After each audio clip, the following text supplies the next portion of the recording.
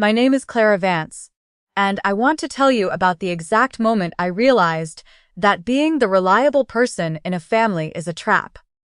The gravy was still steaming, casting a thin glaze of vapor over the heavy holiday linen, when my mother looked across the Thanksgiving table and smiled at me. It wasn't a warm smile.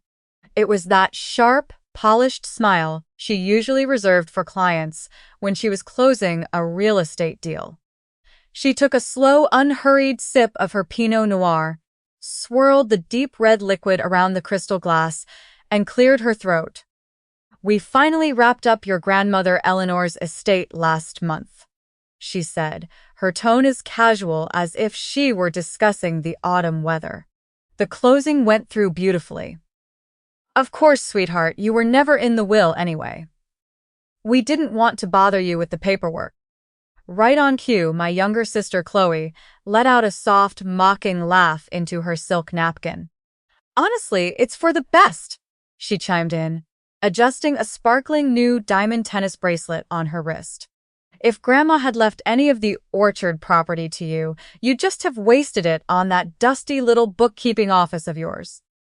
Real land requires real business minds." 11 pairs of eyes around that crowded dining room turned to watch me. They were waiting for the crack. They wanted the tears, the slamming of forks, the desperate, unhinged defense of my 8 years of quiet service.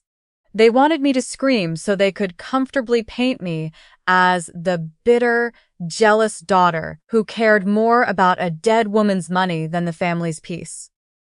But I didn't give them a single tear. I didn't even drop my fork. Instead, I sat perfectly still in the place of honor on my mother's right hand. I looked at the extravagant centerpiece of gold-painted pumpkins and silk leaves.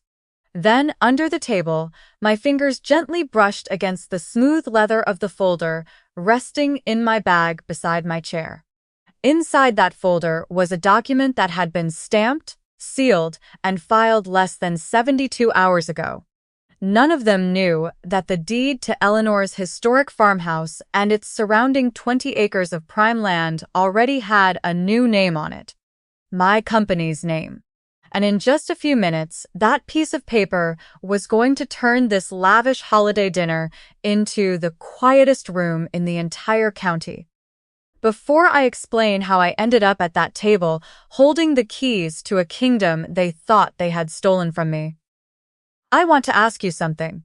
If you've ever been the person who showed up for every emergency, handled every mouth shut to keep the chore, and kept your mouth shut to keep the peace, only to be treated like an outsider when it mattered most, do me a favor. Leave a comment saying "the one who stayed."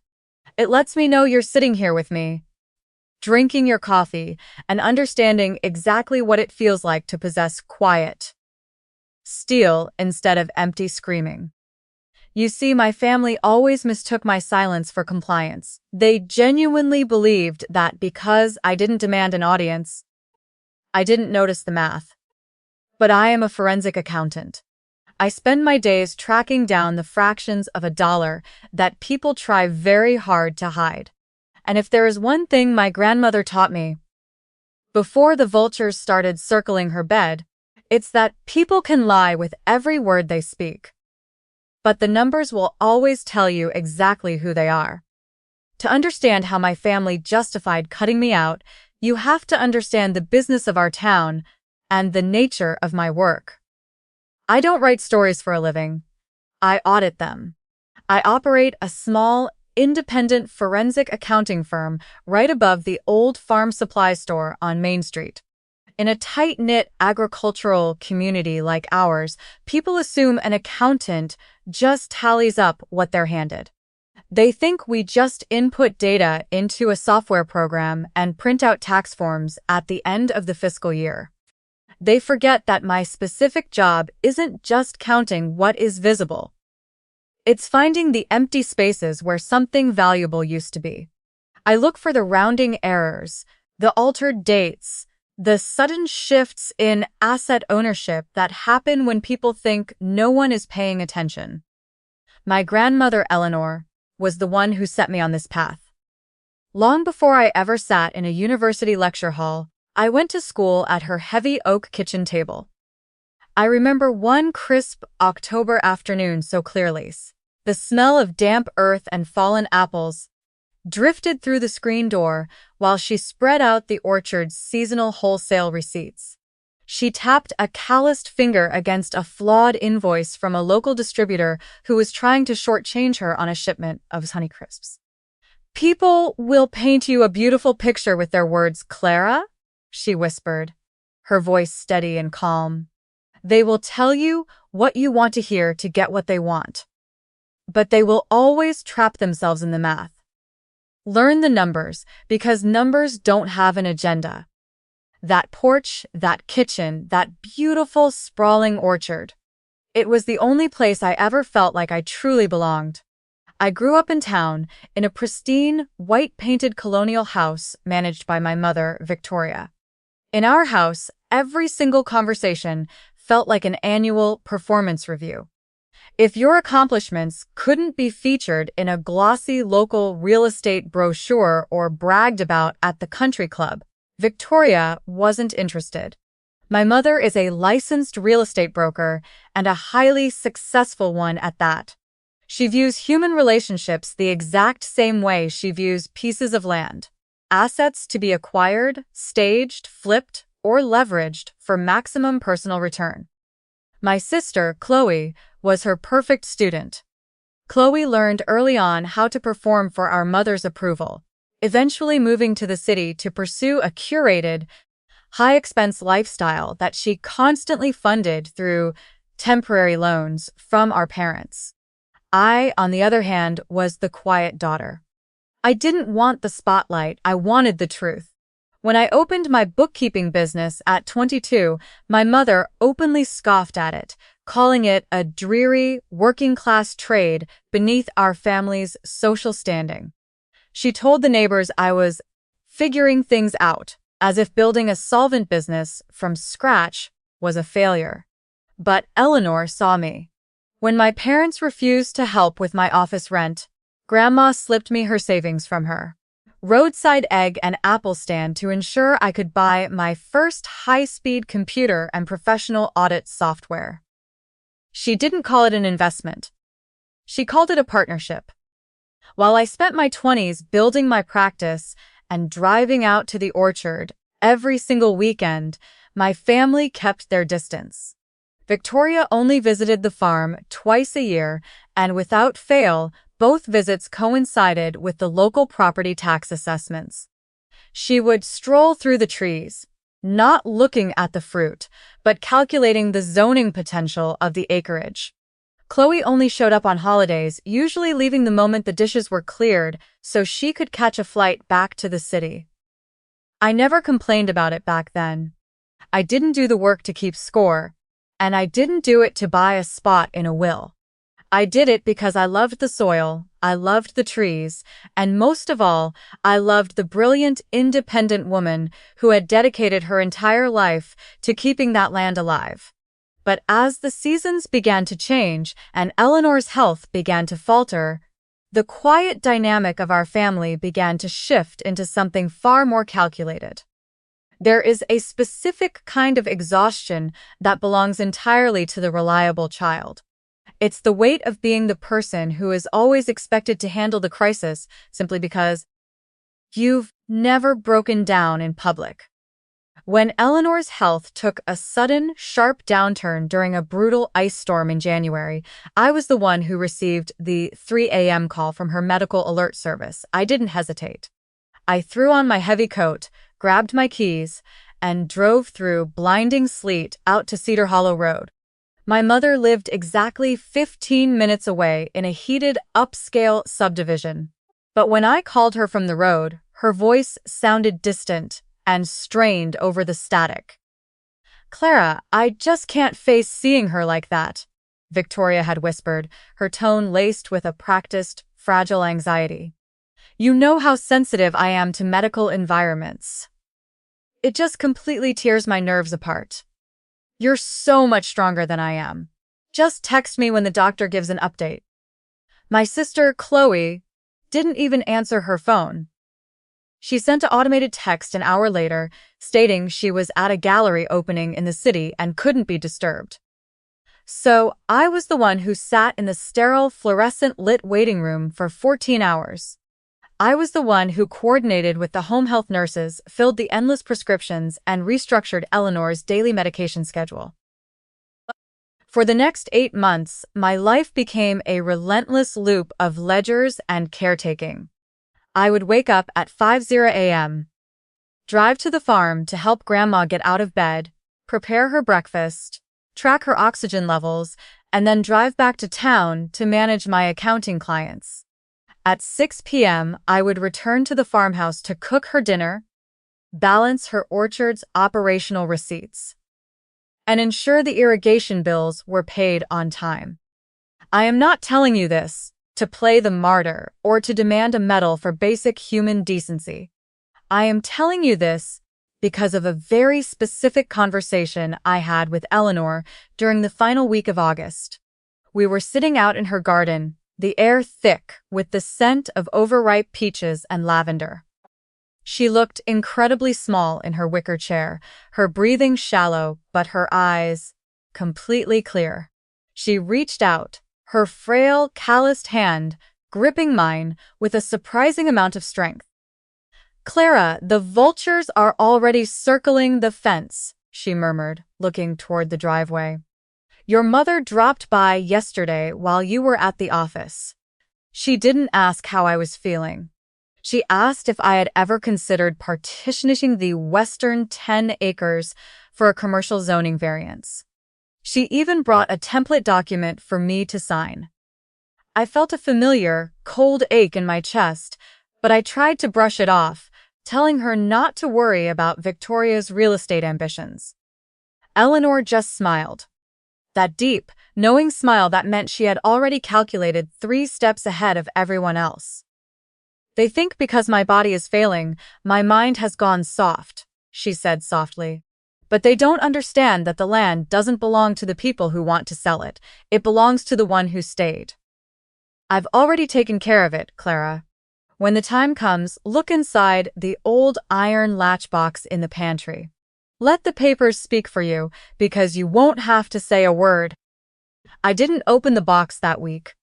I didn't want to think about a world without her in it, and I foolishly thought we still had time.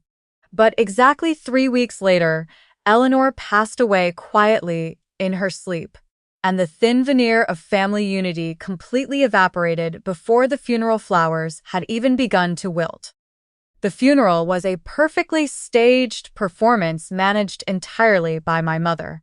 Victoria wore an immaculate designer black dress and accepted condolences from our neighbors like a grieving queen receiving her loyal subjects.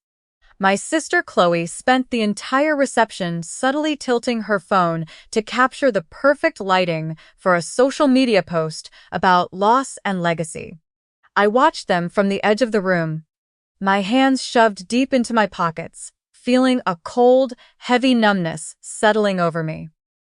But the real betrayal didn't happen at the graveyard. It happened 2 weeks later in my parents' formal dining room. My mother had called a mandatory family meeting, inviting her brother, my Uncle Julian, a part-time notary and title clerk who ran a small, shady insurance shop 2 towns over. Julian unzipped a cheap leather portfolio that smelled heavily of stale cigarettes and cheap cologne, sliding a stapled document across the table. He cleared his throat and announced that Eleanor had executed a completely new, updated will exactly 3 weeks before her passing. "The entire estate," Julian read aloud, adjusting his reading glasses, "including the farmhouse, the operational accounts, and the 20 acres of orchard land, has been left solely to my beloved daughter, Victoria, who provided such comfort in my final days." Victoria immediately brought a lace handkerchief to her eyes, squeezing Chloe's hand. I sat perfectly still, my eyes locked on the document. My name was completely missing. Not as a beneficiary, not as an alternate executor, not even as a minor mention. "You were never in the will anyway, Clara," Victoria said. her voice dropping its fragile quiver and returning to its sharp real estate authority.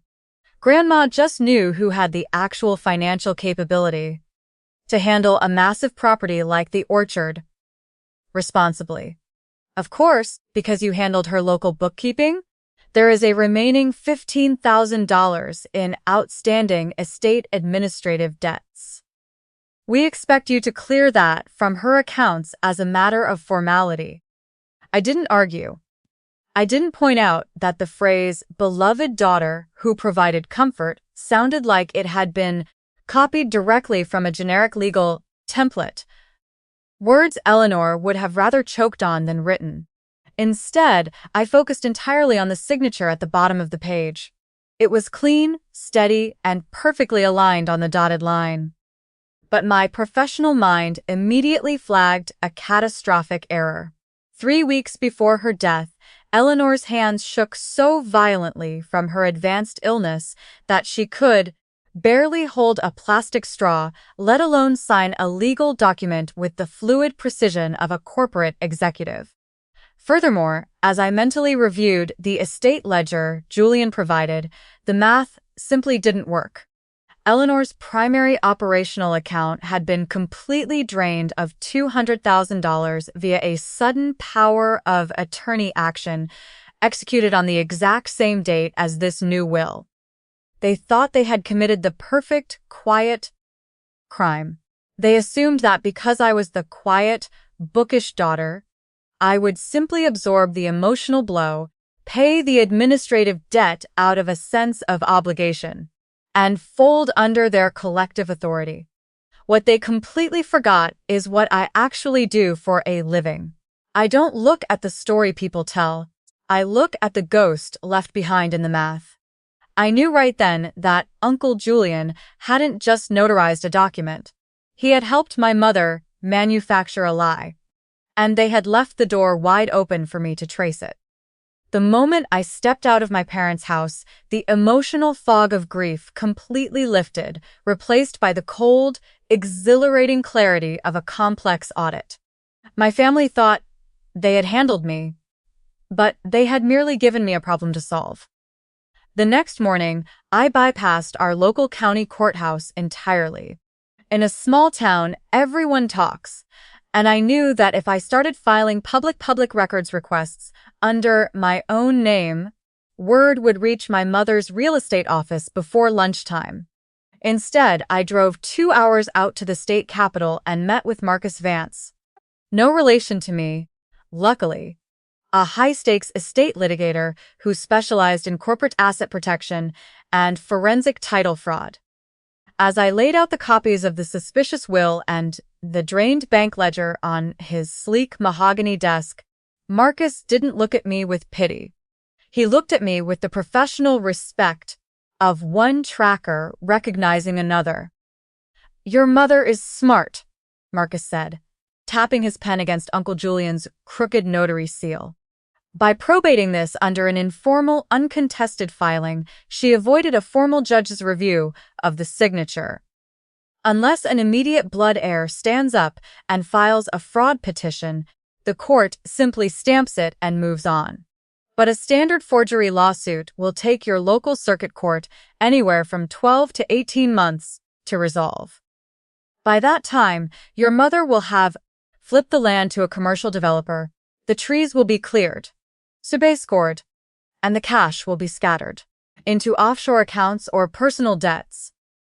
Even if you win the lawsuit later, the house will be gone. I leaned back in my chair, taking a slow sip of my black coffee. "I don't want to stop the sale through a lawsuit, Marcus," I said quietly. "I want to beat her at her own game. If she wants to liquidate the property quickly, she's going to have to do it through a public avenue to protect herself from future title liabilities." Marcus's eyes lit up as he caught my drift. "A public estate auction," he murmured. "Exactly," I replied. "She needs cash, and she needs it fast to pay off whatever debts she's hiding. She will set the reserve price low to guarantee a rapid closing. I want to buy that house, but I can't let her see my name on the bidder's registry, or she will intentionally jack up the price or pull the listing out of pure spite. Within 48 hours, Marcus and I designed a beautiful, completely airtight piece of silent architecture. We registered a private corporate entity called Veritas Acres LLC. Under the current corporate transparency regulations, the state required me to report myself as the ultimate beneficial owner to the federal registry privately, which I did completely by the book. But the public-facing auction registry would only ever see a faceless investment company. Then came the hardest arithmetic, the money. To back the corporate bid, I had to completely stress test my own life. I liquidated my firm's conservative long-term bonds, emptied my personal savings, and secured a commercial bridge loan using my own office building as collateral. I sat at my desk for 2 solid nights, cross-referencing every variable, ensuring I wouldn't overextend myself. I was risking absolutely everything I had built in my adult life. But as I looked at the spreadsheet, I realized something profound. For years, I had used my skills to protect my clients' futures. Now, for the exact first time, I was using the math to protect my own dignity and the memory of the one person who had truly loved me. The morning of the public estate auction was a crisp, biting Tuesday in mid-October. I didn't set foot inside the county municipal building. Doing so would have shattered the entire illusion, as my mother and sister were undoubtedly patrolling the room, looking for any sign of interference from me. Instead, I sat in a faded booth at the small Greasy Spoon Diner directly across the street from the courthouse. I ordered a mug of black coffee that I barely touched and placed my phone face up on the laminate table. My hands, which are usually completely steady when I'm reconciling a multi-million-dollar ledger, were tightly knotted in my lap. Inside the municipal meeting room, a proxy bidder from Marcus's law firm, a completely unassuming, quiet young associate in a sharp charcoal suit, was sitting in the 3rd row, holding a bidder's paddle registered under Veritas Acres LLC. He had a small white index card tucked inside his breast pocket with a single number written on it in my handwriting. $250,000. That was my absolute, hard, life-shattering limit. If the bidding went a single dollar over that, the bridge loan would collapse, and the orchard would slip away forever. Every 5 minutes, Marcus's associate sent me a brief, sterile text update. Bidding opened at $150,000. Reserve met immediately. My mother had indeed set the starting price incredibly low to lure in a rapid cash buyer. Local commercial developer is aggressive. Bidding is at $195,000. I stared out the diner window, watching the exhaust plumes rise from the passing trucks on Main Street. My chest felt tight. Developer bids $220,000. We countered at $225,000. At that exact moment, my family was likely ecstatic. I learned later from court depositions that Victoria and Chloe were practically vibrating in their folding chairs. To them, every time the paddle went up, it simply meant more unearned cash flowing directly into their pockets.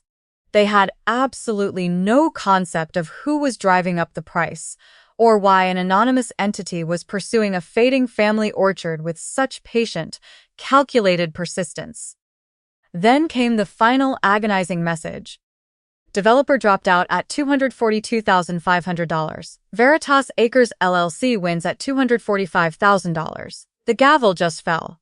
Congratulations, Clara. The home is yours. I pressed my palms against my face and let out a long, shuddering breath that was half sob and half law. 5 minutes later, I watched through the diner window as my mother and sister strolled out of the courthouse doors. Victoria was beaming, her head tilted back as she laughed, already calculating her commission and her payout. Chloe was glued to her phone, likely looking at luxury travel bookings or high-end retail sites. They walked within 30 feet of my parked car, completely blind to my presence. Victoria genuinely believed she had just pulled off the ultimate real estate flip, selling her own mother-in-law's legacy to a faceless corporate conglomerate for top dollar. She had absolutely no inkling that she had just legally signed over the deed of her mother-in-law's house back to the very daughter she had proudly sworn was never in the will. The legal title to the property was officially secured, but the emotional architecture of my plan was still missing its foundation. The day after the auction funds cleared, I drove out to the Cedar Hollow Bank. It was a modest brick-and-mortar institution that had stood on the corner of Main and 3rd for over 60 years. The kind of place where the tellers still remember your name and ask about your family. I walked straight past the open teller counter and knocked on the frosted glass door of the branch manager's office. I didn't present an auction deed or an accounting ledger. Instead, I reached deep into the pocket of my trench coat and pulled out a heavy, flat brass key. My mind flashed back to a stormy evening in late August, just days before Eleanor passed away. She had leaned over from her pillow, her breath a faint whisper against the roar of the rain outside, and pressed that exact brass key into my palm. "They are going to come for the land, Clara," she had told me, her eyes flashing with a sudden, fierce lucidity. "They will bring papers and they will bring lies.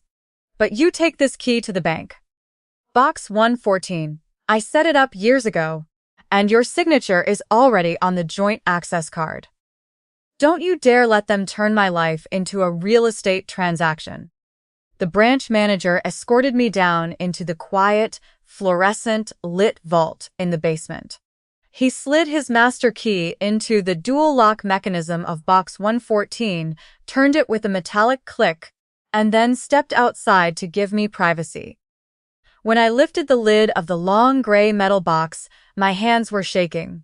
Inside lay a single pristine manila folder. I opened it to find 2 documents. The first was the executed original copy of Eleanor's true, unrevoked, irrevocable living trust, drafted and notarized 2 years prior by a highly respected estate firm in the next county. The second was a handwritten letter addressed entirely to me. I sat down at the vault's small viewing table and unfolded the pages. Eleanor's familiar, elegant cursive filled the sheets. She wrote exactly the way she spoke.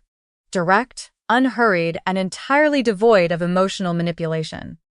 She detailed how she had watched my mother's real estate business spiral into massive hidden debt over the last 5 years. She knew about Victoria's second mortgages, her failed commercial investments, and the desperate way she used my sister Chloe as a social prop. But more importantly, the document explicitly stated that the farmhouse, the operational bank accounts, and the entirety of the orchard land had been legally transferred into the irrevocable living trust 2 full years ago, with me named as the sole trustee and ultimate beneficiary. As a forensic accountant, the legal reality of this discovery hit me like a physical shockwave. A living trust is an entirely separate legal entity. Once property is moved into an irrevocable trust, it no longer belongs to the individual, meaning it was never a part of the personal estate that my mother and Uncle Julian had attempted to probate with their forged will. Victoria hadn't just cut me out of a will. She had probated an estate that possessed no legal title to the land. She had forced a public auction of corporate property she didn't own, collected a massive cash payout from a fraudulent transaction, and spent funds that legally belonged entirely to Veritas Acres LLC and the trust. By trying to steal the orchard through a cheap forged document, my mother hadn't just committed family betrayal. She had walked herself and Uncle Julian directly into a devastating trap of grand larceny and systemic corporate fraud. I folded the papers back into my bag, took a deep, steadying breath, and smiled into the quiet of the vault. The trap was sprung. Now it was time to serve the dinner. Which brings me back to that lavish Thanksgiving table with the gravy still steaming and my family smiling over a betrayal they thought they had executed perfectly.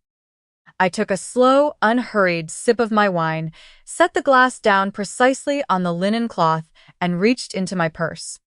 I pulled out the slim leather folder and placed it in the center of the table, directly over the silver platter of roasted vegetables. "Clara, what on earth is that?" Victoria asked, her smile faltering slightly as she noticed the official corporate seals peeking out from the transparent sleeves. "We told you, the estate is entirely settled. There's nothing left to discuss." "I know," I said, my voice completely level, carrying that absolute quiet steel Eleanor had taught me to preserve. "But since you mentioned the closing on Grandma's place, I thought you'd want to make sure your records are accurate." "Numbers don't lie, Mother. People do. So, let's look at the numbers." I opened the folder and slid the first document across the table toward her. "This is the fresh, recorded deed to the farmhouse and the 20 acres of orchard land stamped by the county recorder's office 3 days ago. The owner of record isn't a commercial developer. It's Veritas Acres LLC." Victoria glanced down, her eyes scanning the legal description with a practiced real estate eye. She laughed nervously. "Yes, an investment outfit bought it. What does that have to do with you?" "I am the sole owner and legal representative of Veritas Acres LLC," I said softly. The color instantly began to drain from my mother's face, dropping away like water down a pulled drain.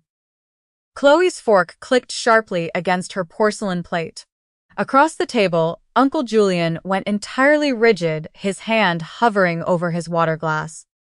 That's impossible," Victoria stammered, half standing from her chair, her voice losing its polished composure. "We sold that land legally through an official probate filing." Julian notarized the final updated will.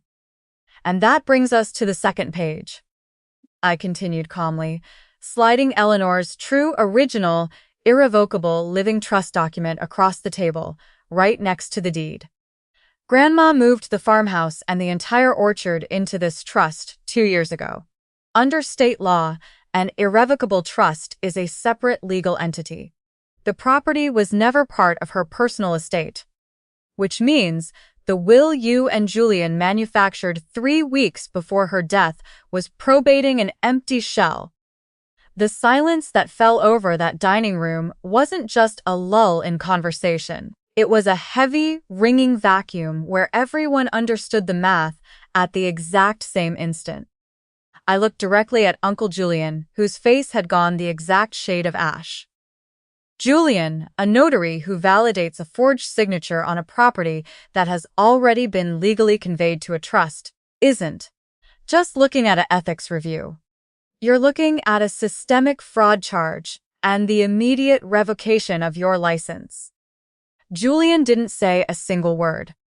He pushed his chair back with a harsh scrape, grabbed his coat from the hallway, and walked out the front door without looking back, leaving the rest of the family entirely exposed. "The money you all spent this fall," I said, looking directly at my sister, Chloe's diamond tennis bracelet, and thinking of the advanced payouts they had flaunted. "The luxury purchases, the debt payoffs. That was my company's money. You liquidated an asset you didn't own, and the estate litigators are filing the formal clawback petitions the first business day after the holiday." Chloe began to cry, not out of grief, but out of the sheer terror of realizing her curated lifestyle was about to be dismantled by a court-ordered asset seizure. My mother sank back into her chair, her mouth opening and closing like a stranded fish, completely stripped of her audience and her power. I didn't stay for dessert. I gathered my 3 pages back into the leather folder, tucked it securely into my bag, and stood up. I thanked my mother for the dinner with a quiet courtesy that cut deeper than any screaming match could have managed, turned on my heel, and walked out into the crisp autumn night. The legal unraveling happened exactly the way Marcus predicted. only much faster. Faced with criminal exposure, Julian cooperated fully with the state board, and the fraudulent will collapsed under the briefest judicial scrutiny. The court ordered the immediate return of every single dollar my family had illegally taken from the estate.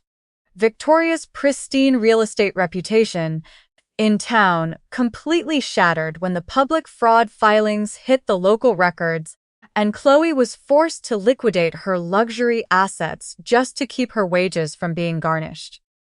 As for me, I kept the house both ways, by the strength of the auction and the truth of the trust. This past spring, I drove out to Cedar Hollow Road and stood on the old porch. The air was sweet with apple blossoms, and the crooked porch swing creaked in the exact same rhythmic way it always had. I spent the afternoon turning the soil in Eleanor's garden with my own hands, planting the heirloom seeds she had saved for me. Your family can try to write you out of their story all they want, but they can never overwrite the truth. The land, the legacy, and the peace will always belong to the one who stayed. Thank you for sitting with me tonight. If this story reminded you that a quiet ledger is always louder than a screaming family, leave a comment with the one who stayed. Share this with someone who needs to find their own quiet strength. And subscribe to Calm Drama Stories. There is always another table, another ledger, and another truth waiting to be set down.